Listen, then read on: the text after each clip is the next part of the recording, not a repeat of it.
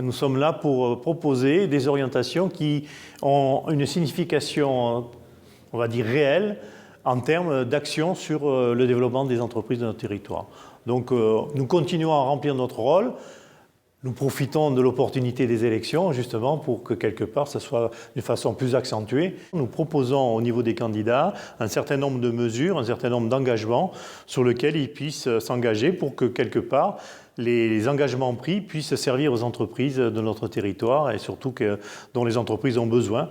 Cet pacte éco, il a été élaboré avec le concours des entreprises que nous avons en tant qu'UP et en tant que CCI. Et nous avons aussi, par ce biais-là, réalisé en quelque sorte un tour d'horizon assez complet sur les besoins économiques de notre territoire pour favoriser le développement des entreprises. Ce pacte économique 2020, on l'a déjà mis en place en 2008-2014. La seule différence qu'il y a avec 2020, c'est que 2020, on a des outils pour mettre ça sur une plateforme digitale, de manière à ce que chacun des candidats puisse se prononcer sur le site internet et toutes les réponses seront consultables par l'ensemble des électeurs.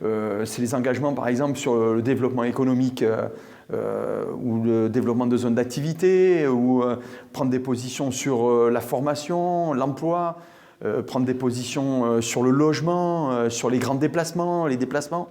Ce pacte éco 2020, moi je l'ai remis à Paris au MEDEF, puisque le MEDEF national souhaitait avoir un document de base pour pouvoir travailler et pouvoir le diffuser sur l'ensemble des territoires. Donc nous ne sommes pas là pour servir de censeur et nous ne sommes pas là pour aller après questionner les collectivités pour leur dire tu as bien fait, tu as mal fait, tu fais ou tu fais pas. Mais par contre, les électeurs, eux, ils pourront le faire. Et les entrepreneurs des communes citées pourront aussi le faire. Et ils pourront aller demander à leur maire, eh bien, tu t'es engagé sur telle orientation, maintenant j'aimerais que tu puisses le mettre en application. Ça, ce sera le rôle des électeurs, de faire en sorte, en ayant tous les éléments dans leur disposition, pour pouvoir aller poser les bonnes questions.